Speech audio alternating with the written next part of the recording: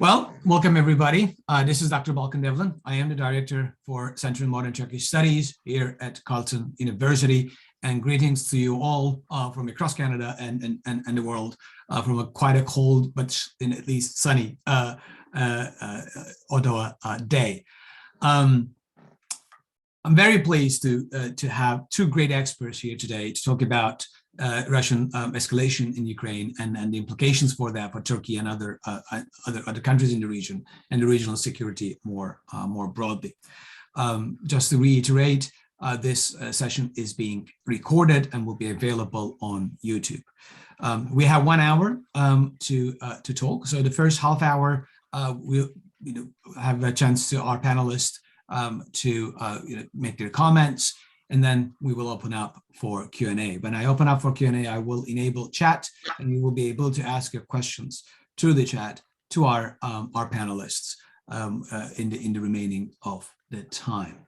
Today, I'm joined by Dr. Yevgeniya Gaber, who's a senior fellow here at MTS, and I would say the leading expert on Turkey and Turkish foreign policy in Ukraine. I'm very pleased to have you here, Yevgeniya. And we have Professor Serhat Guvenc from Kadir Has University, who has many talents, I would say, but I would describe him as a good strategic thinker and a diplomatic historian with quite a bit of interest in particularly on the maritime domain. And if I'm not wrong, would you call it, Serhat, you're also a ship spotter, right? Who also observe those. Definitely, yes. I'm a ship spotter and photographer. Yes. Exactly, and the photographs are excellent. Actually, the ones that you can follow him on Instagram, I think as well. But very happy to have you both here to talk about this very important topic. The major news, of course, in the international scene in the past several weeks is Russia's increasing escalation in Ukraine, and its threats to expand its ongoing war that has been going on since 2014 when Russia invaded Ukraine and then illegally annexed Crimea and continued to be present in Donbass and prop up regimes. Puppet regimes there and continuing war against Ukraine. We also have the troop buildup on the border right now, not only on the east, but also the southeast and the west, as Russia builds up to right now, I think 80 to 85 battalion tactical groups, which is bringing up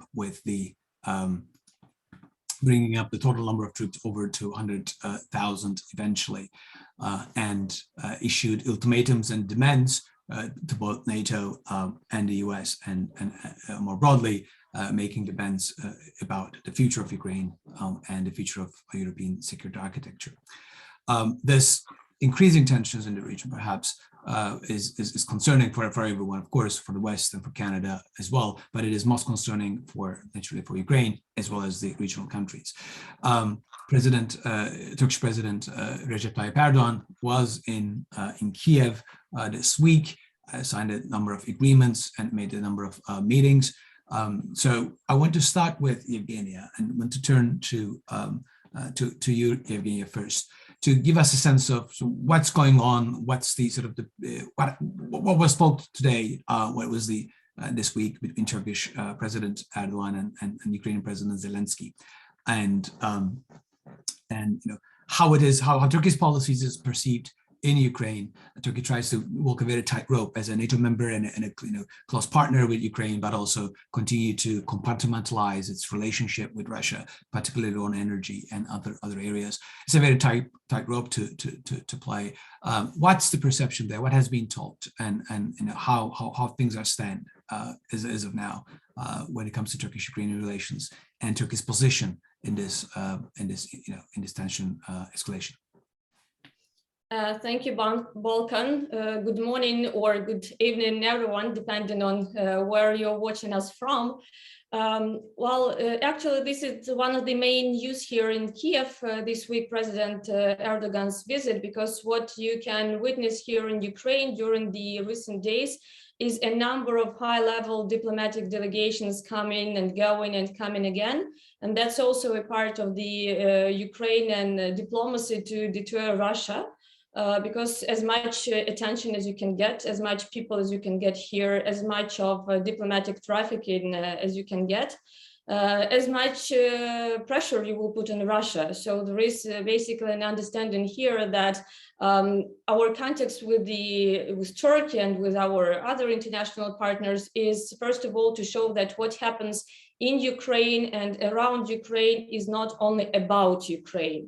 I believe it's now more or less understandable for at least expert communities. So that would be a major change from 2014, for example, when we struggled a lot, at least to explain that, look, what is happening in Donbas region, for example, or in Crimea, it's not only about some kind of Ukrainian so-called civil war or Ukrainian-Russian relations. It's about Russia testing the waters, looking how far it can go, what reactions it can get from the West, what reactions it can get from Turkey, by the way, and from all other kind of Russian partners and Ukrainian partners. So with this being said, basically the visit of President Erdogan had been planned before. So that was not an initiative which came up like this. It was due to the 30th anniversary of diplomatic relations between Ukraine and Turkey. So the first protocol on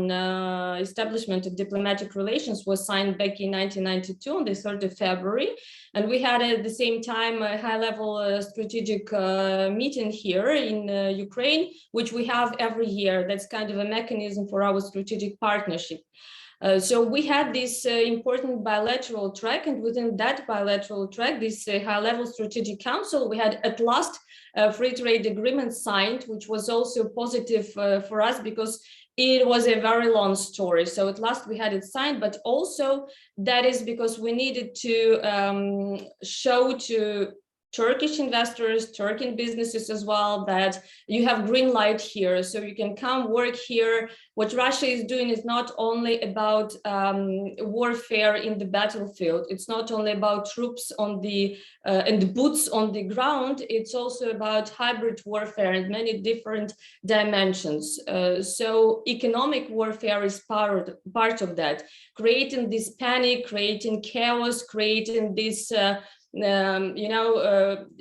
triggering reactions from inside Ukraine that anyhow you will be invaded, also damaged our economy a lot. So I believe many of our experts who are together with us today watched the presser of President Zelensky, and many people were kind of surprised by his reaction that, well, there is exaggeration of the threat, and actually the threat is not imminent. That is not because we're downplaying the actual threat, but because it's important to keep calm, to get prepared for the war, but still to keep our economy going, to keep it in a normal state at the moment. So that was free trade agreement number one. Second, and of course, very important thing, another agreement was signed with Turkey, and that was on cooperation in the areas of technologies, aviation, and space. And those are strategic spheres and sectors in which we have been cooperating quite a lot recently. And that was also important because the first project which will be implemented within this framework agreement will be the construction of manufacturing facilities for joint production of drones, of Bayraktars here in Ukraine. Previously, we were mostly buying UAVs from Turkey, then TB2s, then Akıncı, the new generation of Bayraktar drones will be equipped with the Ukrainian engines from Motor Siege, and the next step would be to have this joint production here in Ukraine. So we have to have one facility for actually production of drones, and another one we will have kind of a center of excellence for Ukrainian operators, which will be using these drones. What's the time frame on that development joint production thing? Though, I mean, I didn't really read the agreement, so 6 months, 1 year, whatever. So do we have a sense of the time frame in which these joint production would get get started at least? Well, here we don't have the exact date for that project because it's very new. So actually, there is only a land, a place to build those facilities. It's not that it will be open tomorrow or in another day, but I believe that will be done in quite short terms.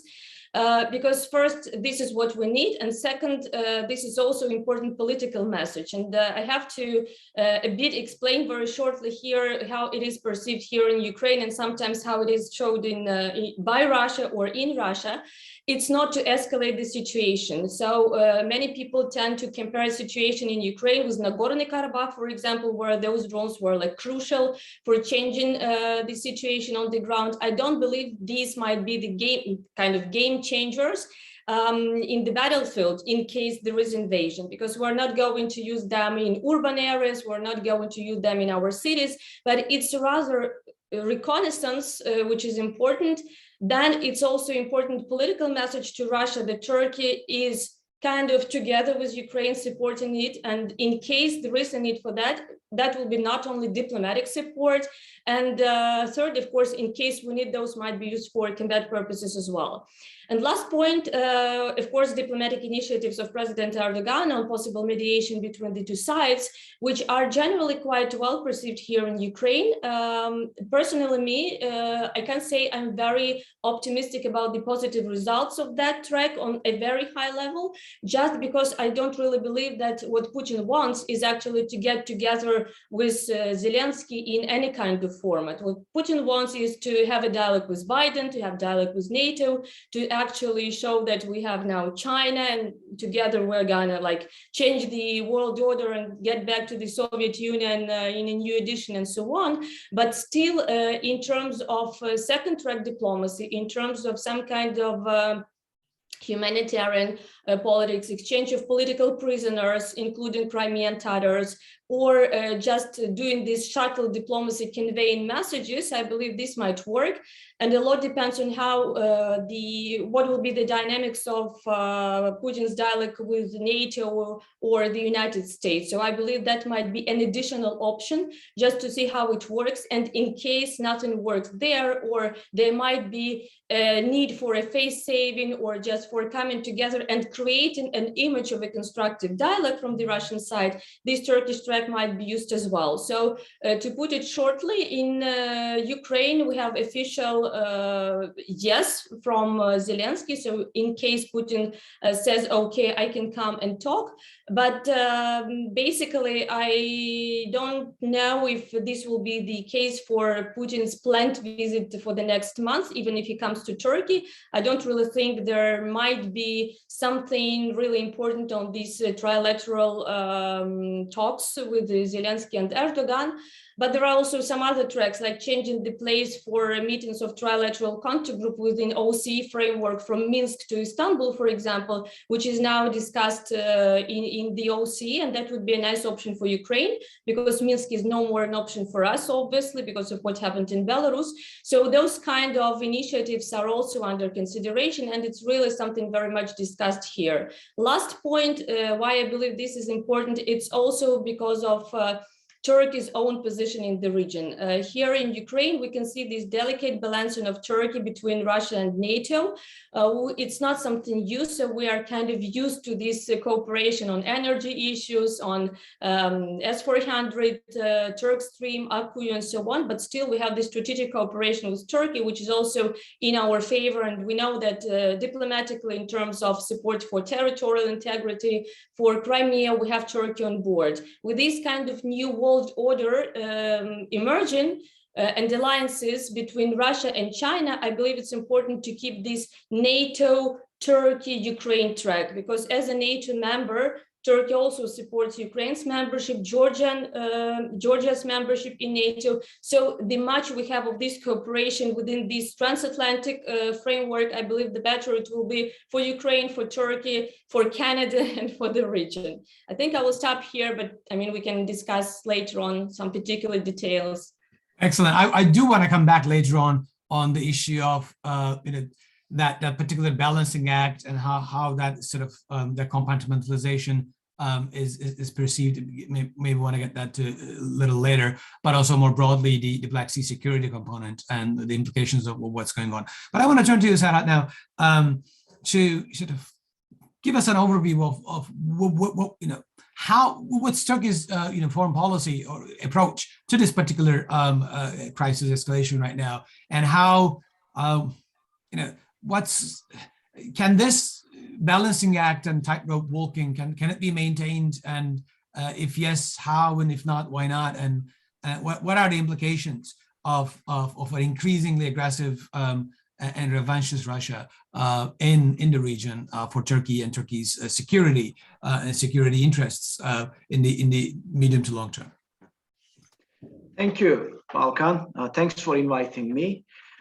Well, those are all tough questions, and we have been trying to give thought to these ideas. What are Turkey's motivations, official motivations? Because at the level of public in Turkey, there is no sense of urgency or emergency as regards to what's going on in the country's north. Well, that can be partly explained by the fact that the society is largely consumed by the impact of the burgeoning economic crisis in Turkey. Therefore, it's the economy, that tops the agenda.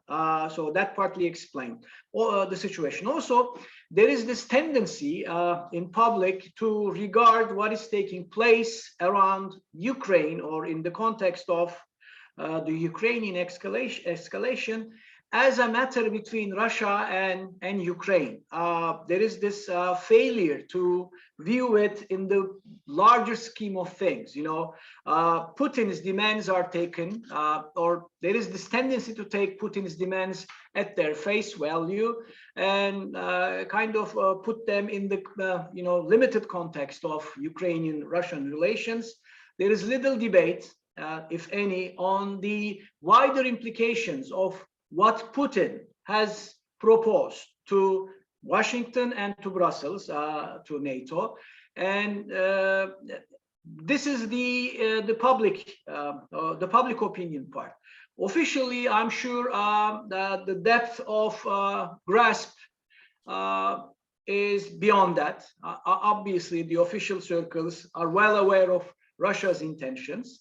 But what Turkey needs least at this particular juncture is a huge crisis, which will run the risk of destabilizing a larger region.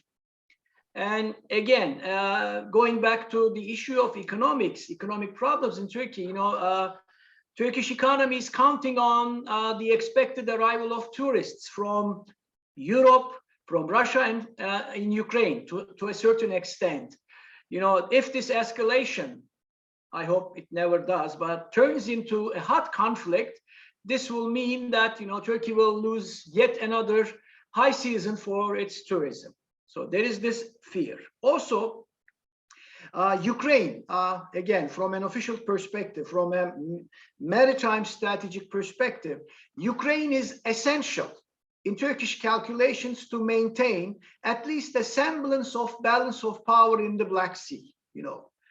The more when Russia emerges as the top dog after this escalation, life will be very difficult for Turkey in the Black Sea, because Turkey as a middle power needs peers, comparable actors to contain Russian ambitions, Russian power in its neighborhood.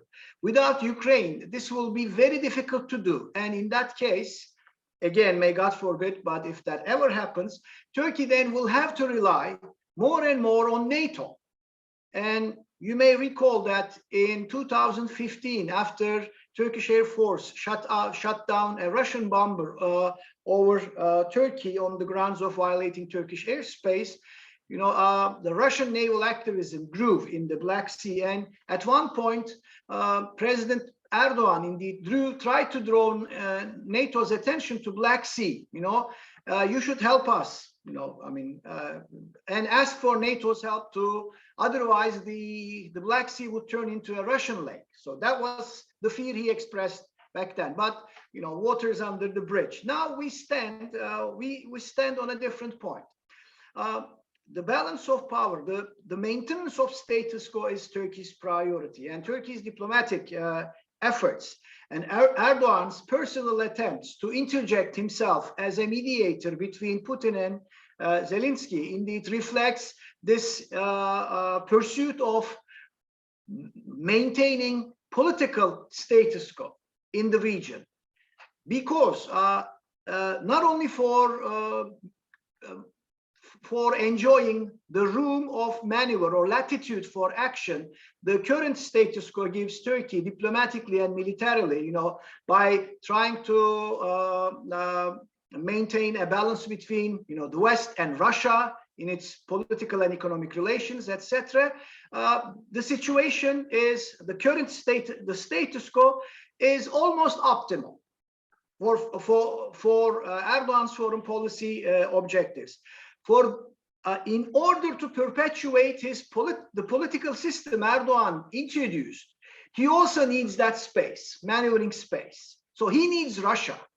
But if Russia turns aggressive and becomes an outcast, at least, or is identified as an outcast by the West, then he's likely to lose that room for maneuver domestically as well. So to maintain the domestic order he's sitting on, he needs Russia as it is, as how should I say, a well-behaving member of the international society. So Turkey and Erdogan have every reason to try their best to prevent this escalation from degenerating into a hot conflict, because the implications will be, beyond Turkey's control. Then Turkey will need, others to help to tackle the outcome of the situation. What Putin obviously has in mind, a revision of the world order in a way that would undo, what the West so-called gained at the end of the Cold War. So he wants to, well, you framed it as revenge seeking, but, probably, Putin is after settling the scores left over from the Cold War. So having said all of these, as for Turkey and Ukrainian relations, we have to also grant that Turkish-Ukrainian military and defense industry cooperation predates this crisis. Indeed, Turkey supplied combat drones to Ukraine, 6 of them, and I guess 24 were already on order, and there will be now there's going to be co-production. But more importantly, for me as a maritime security scholar, what is more important in the context of maritime balance in the Black Sea, Turkey is building 2 corvettes for the Ukrainian Navy. And those will be the first brand new major surface combatants for Ukrainian Navy. So such initiative or such cooperation indeed so far has shielded Turkey from criticism within NATO. Because Turkey had begun to make meaningful contribution to Ukrainian defense well ahead of others. Now there is this rush to supply Ukraine with especially anti-tank weapons, anti-aircraft missiles, etc. But there is this still controversial issue of Germany not kind of giving approval to Estonia, I guess, right, to kind of transfer those ex-Soviet artillery pieces, etc. So considering the background of Turkish-Ukrainian defense and military cooperation, Turkey is relatively safe in NATO at the moment. However, Erdogan's attempts to find a diplomatic solution to the problem does not seem to be in line with NATO or the West in general is doing in connection with Putin's demands. So far, officially, technically, Turkey has remained on the same page as other NATO members as regards to tackling de-escalation. So there is no substantial deviation from the alliance's main approach. And the current scapegoat is Germany. So Turkey, is not the priority within NATO. So under the circumstances, Turkey, probably Ankara, will try to continue to strike a balance between its relations with Ukraine and Ukraine's crucial role in Turkish strategic calculations in the region, as well as its highly developed relations with Russia, especially in the realm of economics.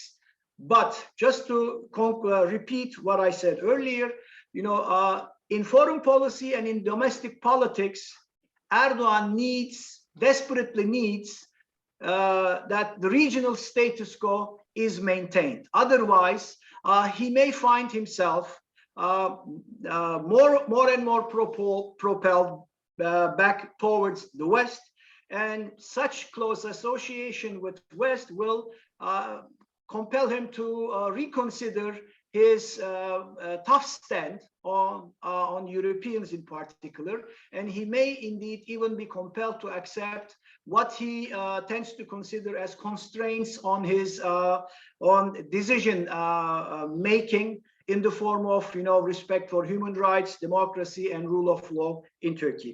And I think I will stop here. If there are other points I have overlooked in my Thank you. remarks, No. I will revisit them. Thank you. That's excellent. I actually want to pick up one of the themes that you have highlighted, and the importance of status quo, particularly when it comes to the Black Sea. That's sort of one of the continuities, I would say, as part of the Turkish foreign policy tradition, and the Montreux Convention being almost a sacred document when it comes to understanding what is going on, and trying to sort of keep outsiders outside from the Black Sea, and keep Black Sea as a matter of littoral states. But that of course relied on a lot of balancing act, working with others to be able to balance out Russia in the region. And to me, it looks like it's given what we know, Putin's preferences and a continuing policy. What I want to ask to both of you is basically two sets of questions, and then I will open up for Q&A. One is that the Russian amphibious assault ships are in the Mediterranean. I probably would go through Turkish Straits to Black Sea. Whether that's going to be part of a military operation or not, it's obviously one of the other tools to use to intimidate both Ukraine, but also the West to blackmail to accept Russian demands. But that process, what's the sort of the thinking behind? At least what seems to be the thinking in the official circles in Turkey, or are there considerations about if things go bad, and we have this issue with the Montreux and closing off the Turkish Straits to other warships and so on and so forth. How would that play out in case Russians get their fleet or in there, but then say, for example, things turn into a hot war, and you would have, I don't know, the Brits, for example, to send ships to provide support or whatever in a naval battle. Not that they will necessarily be involved in it, but surveillance ships, so on and so forth. What would Turkey's position be? It will, it's an extremely difficult position to be put on. But what's your sort of sense that when push comes to the shove, what would be the choice that needs to be made? And the second question is what's the leverage that, or does Turkey and Erdogan have any leverage when it comes to relations with Russia to maintain the status quo and prevent escalation? I mean, I hear you what you're saying, Serhat, in terms of the need for Erdogan to maintain that, but wish is not a strategy.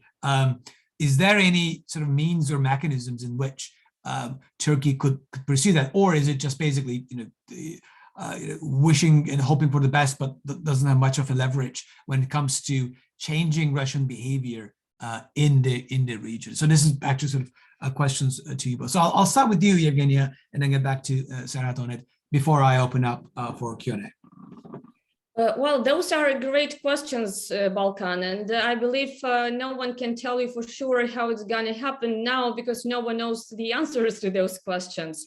What I see is absolutely, I agree here with Serhat, status quo would be the optimal variant for Turkey, because there are two parts, or rather two tracks to Turkey's Black Sea policy as far as I can see. One is this regional ownership approach, which you mentioned. So we really don't want to have many non-literal NATO states here with navies and with everyone coming here. And we saw that during the Georgia war in 2008 and so on and so forth.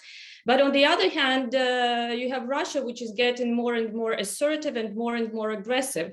And now it's not only about the occupied Crimea, which is also a stronghold for Russia, and also a projection for the Mediterranean and for a much bigger and much wider and broader geography. But it's also about the occupation of vast areas in the Black Sea Basin per se. It's about the possibility to have freedom of navigation. It's about the possibility of Russia to combine its AD capabilities in the Mediterranean, in the Baltics, in the Black Sea. So it's really very difficult. And in such situations, I believe that Turkey really is tending to speak more about its NATO membership. And if you remember statements, just recent statements, I believe that in case something happens and the invasion happens, Turkey will act as a NATO member, and Turkey will act in line with its commitments under NATO membership. So that is also a political sign to Russia. I believe that you don't really want to bring us to the brink of the hot conflict, and you don't really want to get us involved as a part of NATO in what might happen here.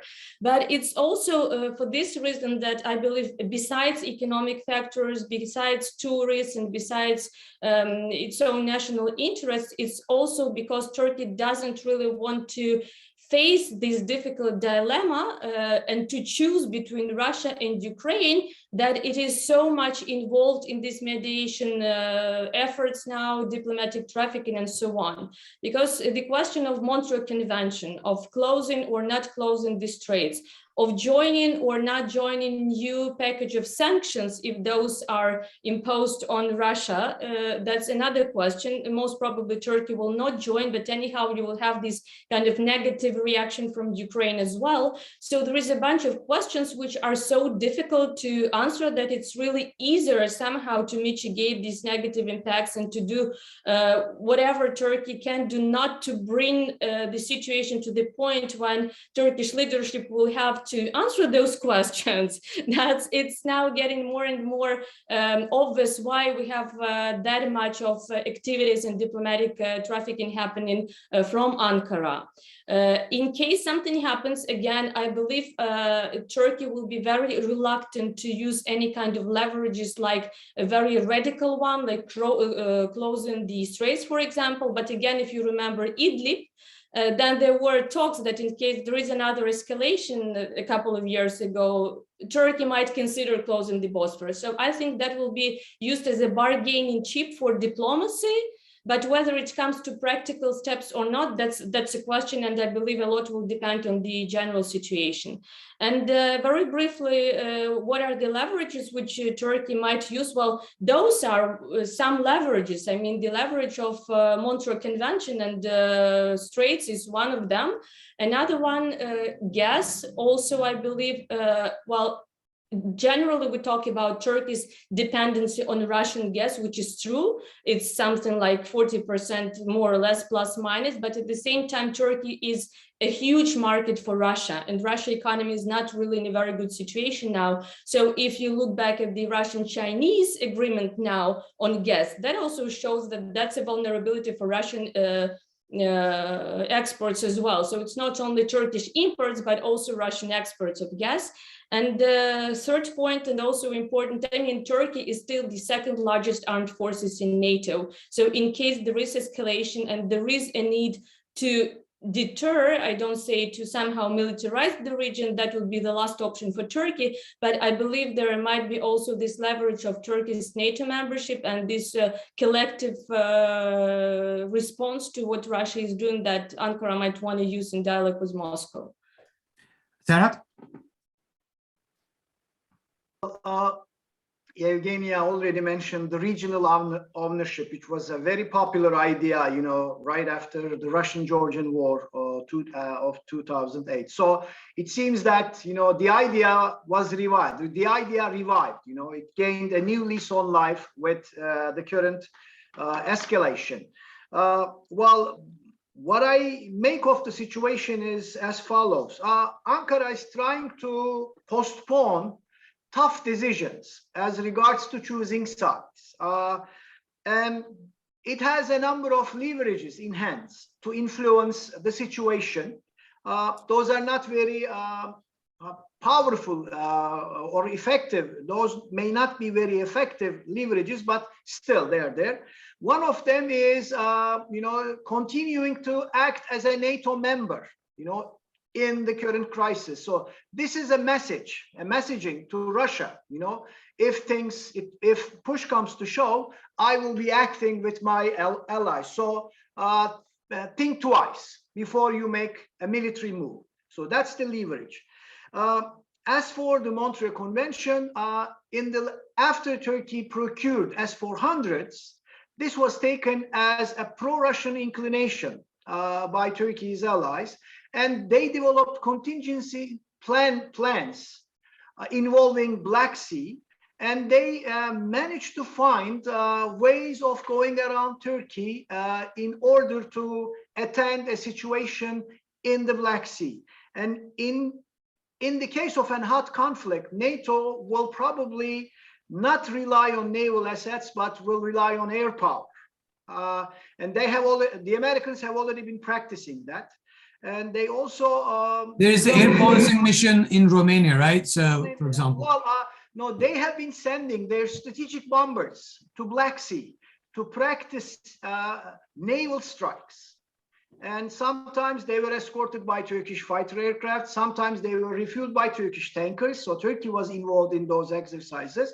But the United States developed alternative ways of tackling the Russian military threat to others in the region. And even currently, you know, the American aircraft are avoiding Turkish airspace in their flights into the Black Sea, over the Black Sea. You know, they're flying over Greece, Bulgaria, and Romania, etc. So Turkey is literally bypassed as regards to that. But as a maritime theater, you know, what can tilt the balances decisively in the Black Sea are submarines. And only Turkey and Russia have submarines, you know, considerable submarine forces in the Black Sea. As for the Montreux Convention, let me quote directly from the convention.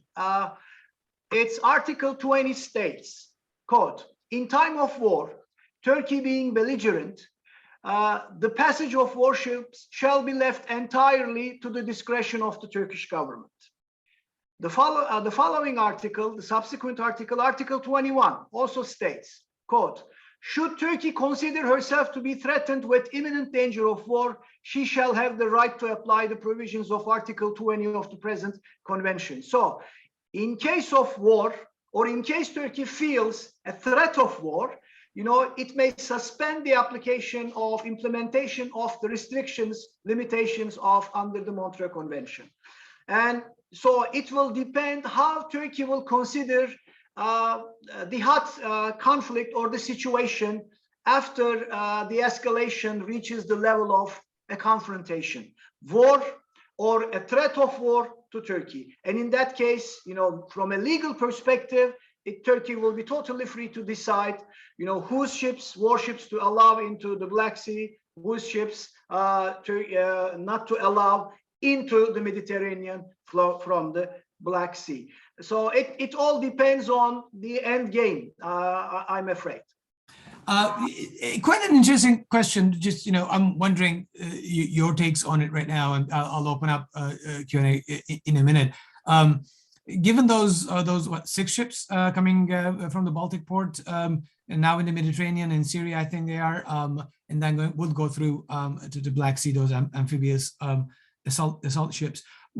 Would that be, for example, a mechanism in where Turkey can delay their passage, you know, inspections, environmental blah blah, without necessarily invoking Article 20 or Article 21, but as a way to so put pressure or signal that Turkey is perceiving the presence of those ships in the Black Sea as increasing the chance for war. No.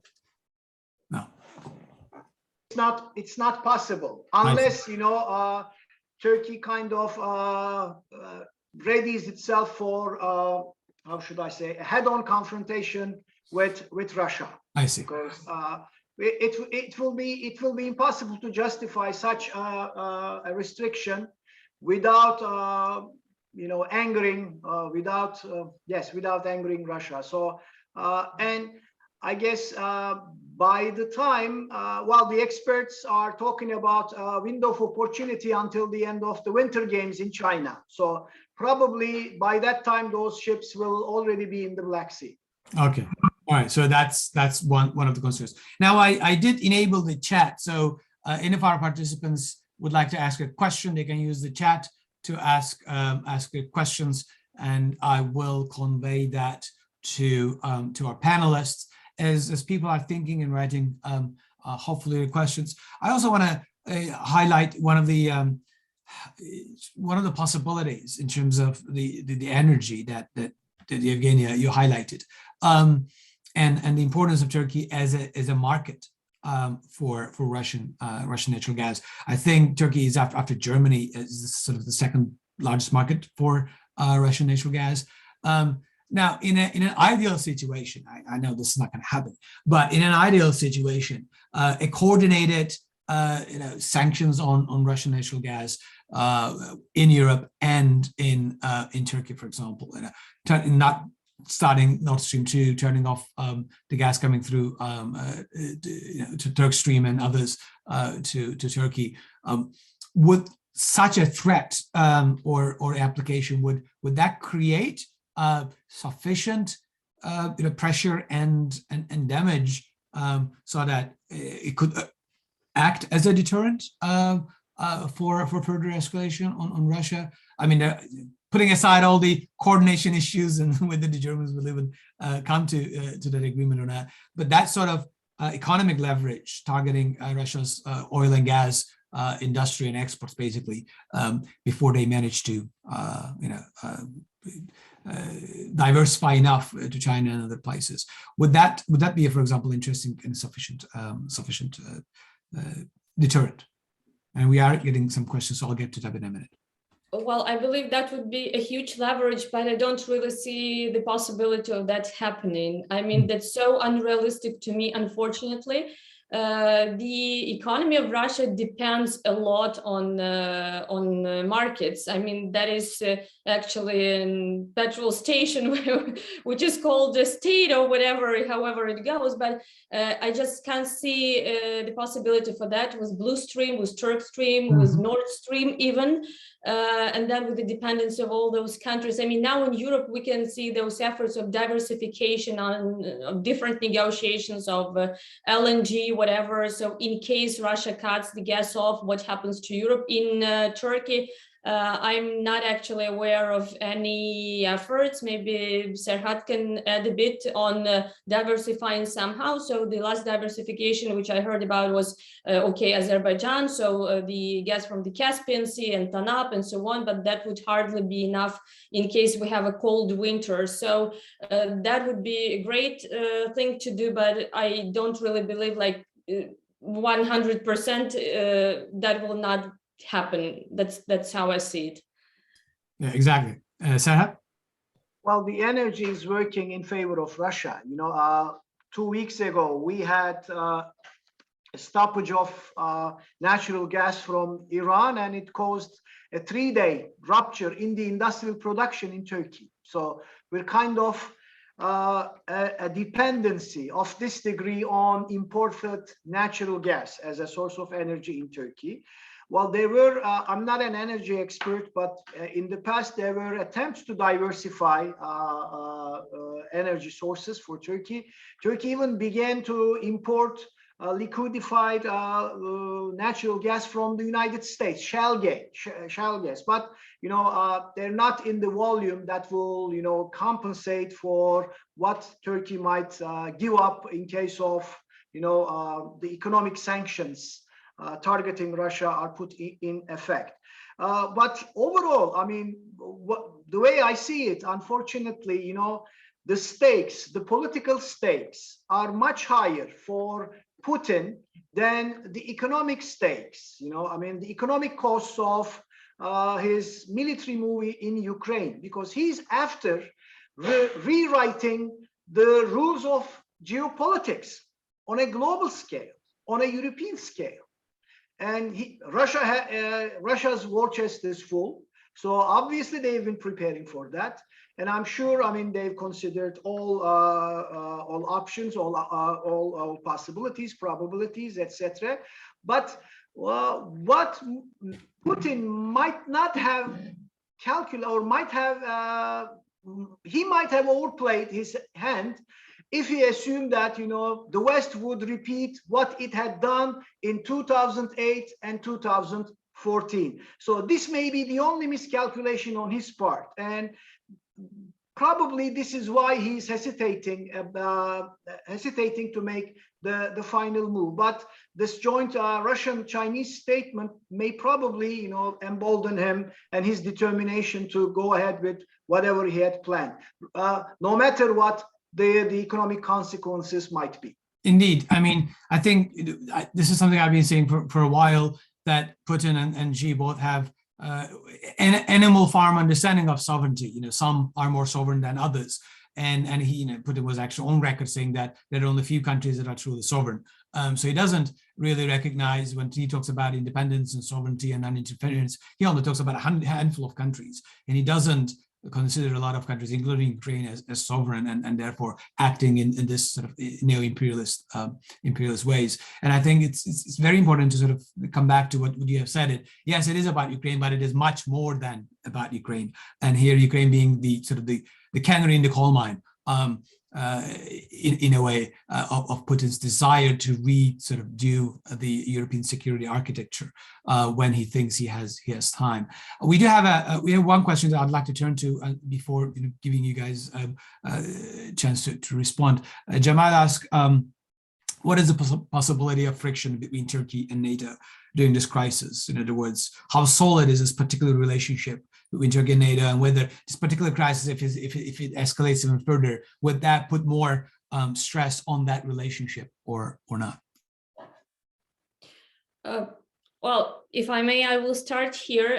I would go to the lessons from history, though they don't really always work for us well, but still, if you look at Turkey's periods of rapprochement with Russia, those were in the periods when there was no threat from Russia. Once you have crisis with Russia, you have Turkey changing the rhetorics, talking about NATO membership, talking about collective response, because it's easy to criticize the West when you don't have aggressive Russia in front of you. So in this case with Ukrainian, so-called Ukrainian crisis, I would really not expect any problems between Brussels and Ankara. It's rather the other way around, as Serhat mentioned. This might be an impetus for Turkey to reinvigorate relations. And if you remember the recent talk between Ibrahim Kalin and Jake Sullivan, they were talking Ukraine, and in the Turkish media and everywhere, it was like Turkey is having constructive dialogue with the United States on the issue of Ukraine, and we're going to get involved in constructive dialogue in solving this question and tackling the problem, which is absolutely perfect for us as Ukraine. But I think it's important to understand here that to be able to contain Russia, to be able to deter Russia, you cannot do it one-on-one with Russia. So you have to be a part of a much bigger collective security pact. And then again, it's not only about Ukraine.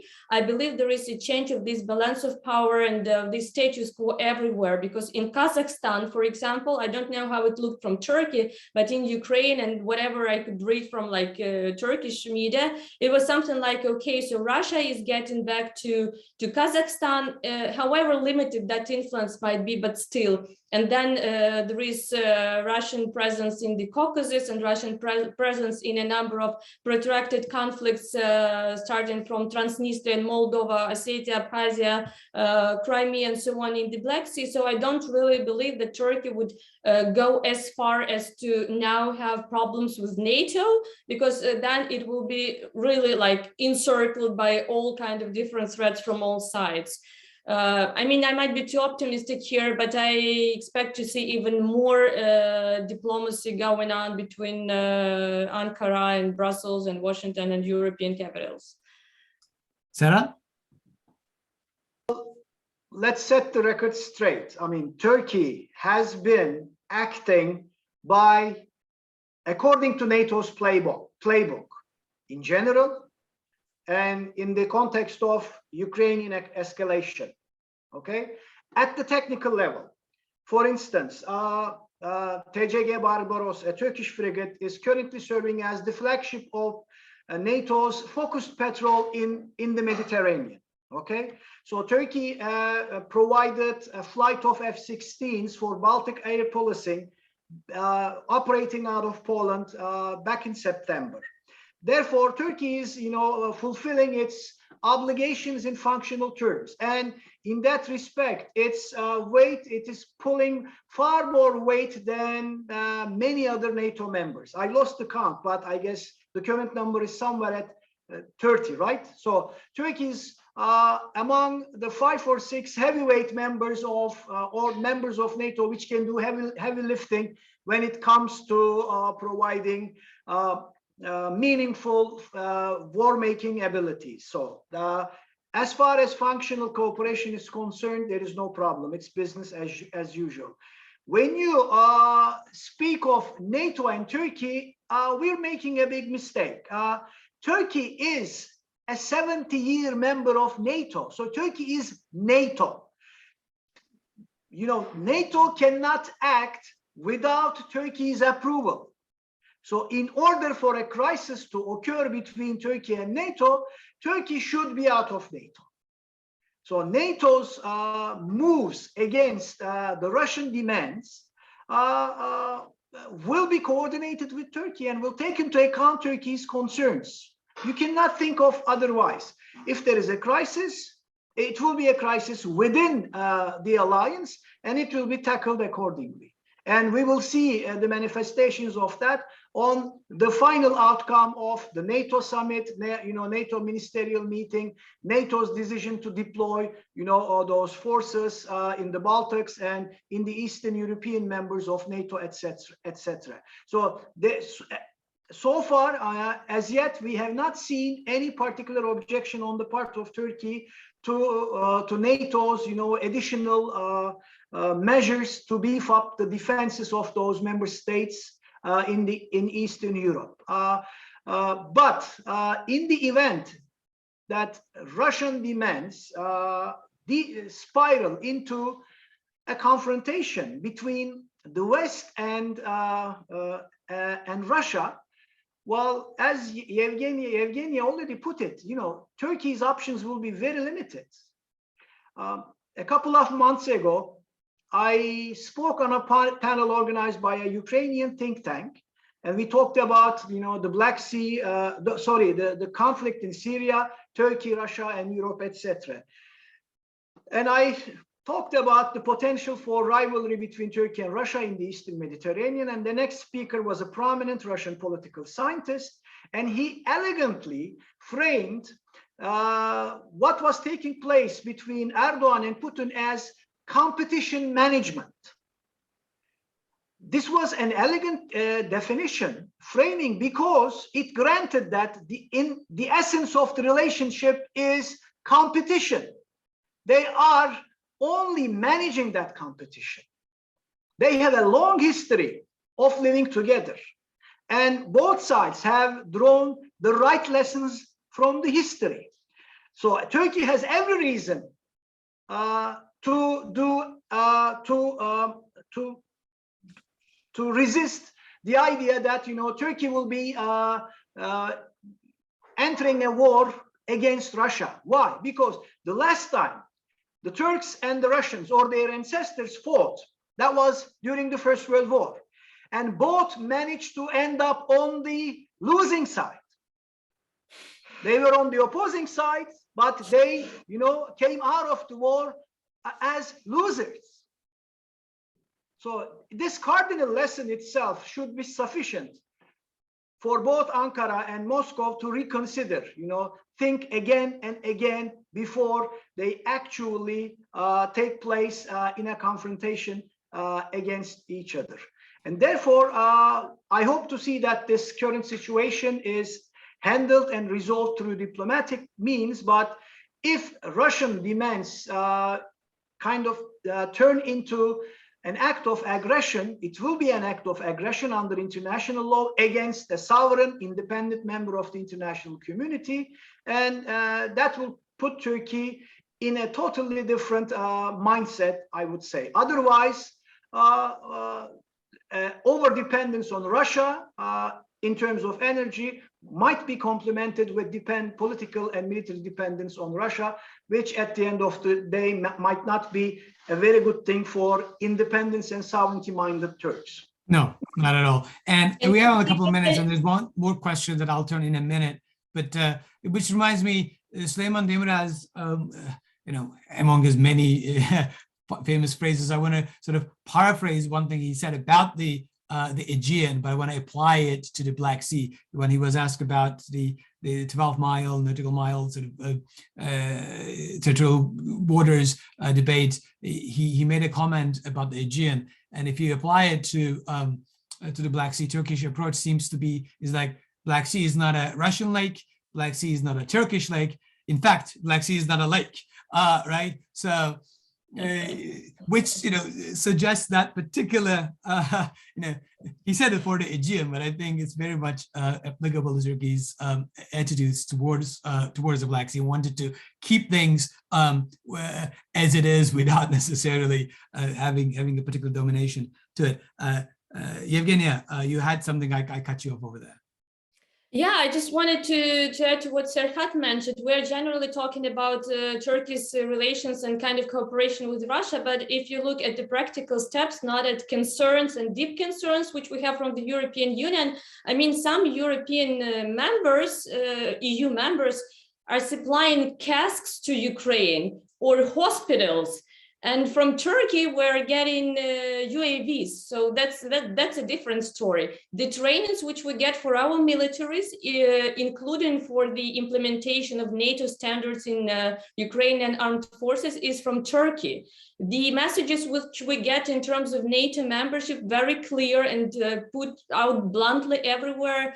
Georgia, Ukraine, shall become NATO members, is from Turkey. So it's important not to overestimate, but also not to underestimate what Turkey is doing in terms of NATO for the region and for Ukraine, even with the Montreux Convention limitations for the basic forward presence of the NATO warships here in the Black Sea Basin. But I mean, it's really a lot what we get in terms of support for our transatlantic relations and membership there. I would be worried about other NATO members, Germany, in that sense, than the Turkey playing the spoiler when it comes to a unified NATO stance with regards to Ukraine. We're over past the hour. I just want to give a chance one more time with one more question, which I think encapsulates a lot of the I would say misunderstanding of the situation. So just want to give you each maybe a minute to respond. Julia asks, NATO has already expanded towards Russia's borders, and Ukraine would certainly join if there is no intervention. Is this not understandable? Doesn't Russia have a right to secure their border against further expansion of NATO? I mean, we can write and talk about this for ages. I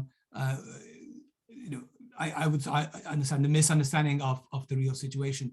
But just to give you, both of you to have a chance to respond or talk about this particular view, which is common occasionally we see in Turkey and elsewhere? Well, I mean, we can talk for hours about that. I just shared a map on my Twitter, so you might check it. The length of the borders which Russia is now sharing with NATO countries, and that is something like a couple of hundreds of kilometers. And with the forces, with the boots on the ground in Ukraine, those are Russian boots, not the NATO one. And I mean, it's quite the opposite. So it's not actually Russia trying to protect itself from NATO. It's NATO and regional countries trying to defend themselves from Russia, and the general narrative of some other countries deciding on whether other countries shall or shall not become the members of some kind of international organizations is just flawed from the very beginning, because it's the same story as if Ukraine were in a position to tell Russia to become or not a part of the Shanghai organization or whatever collective security treaty. I mean, it's up to independent and sovereign states to decide, and there have been no signs absolutely for any kind of escalation from the NATO side and from Ukraine that might threaten Russia. And what we see from the Russian side is like 130,000 troops along our borders in the north, in the east, and in the south. So I would say it's quite the opposite, and it's really very much defensive and not aggressive from NATO, Ukraine, and the region. Serhat? Before the current situation, Ukraine's NATO membership as a possibility was as remote as Turkey's membership in the European Union. While depending on how this crisis or the outcome of this crisis, the end state of this crisis, both may come within the realm of probability as a result of this redefinition of European security architecture. So we may see a long-term consequence of this Russian policy in the form of Ukrainian membership in NATO and Turkish membership in a new European Union. As regards to a question addressed to us in chat, Hülya GK had a point, I have to grant that. When I read this joint Russian-Chinese statement today, I immediately thought this was forged back in 1999 when the Americans accidentally hit the Chinese embassy in Belgrade during the Kosovo War. For me, this would be the beginning of this fellowship between the two countries. We have to grant that the West, however you define it, was reluctant to keep its promises to Russia. I remember very vividly, you know, the commitments Secretary of State Madam Albright, you know, made to Russia: no deployment, permanent deployment, no permanent bases, and no nuclear weapons in the new NATO members. And Russia was pushed too far. So we have to grant that as well. But there are still no nuclear weapons in the new member states, right? No, I mean, but still now there are permanently deployed troops they're rotating at US bases, etc. So it's tit for tat. But Russia was not treated properly, and West made a number of huge mistakes by disregarding Russia's concerns and Russia's interests, including in Libya in 2011.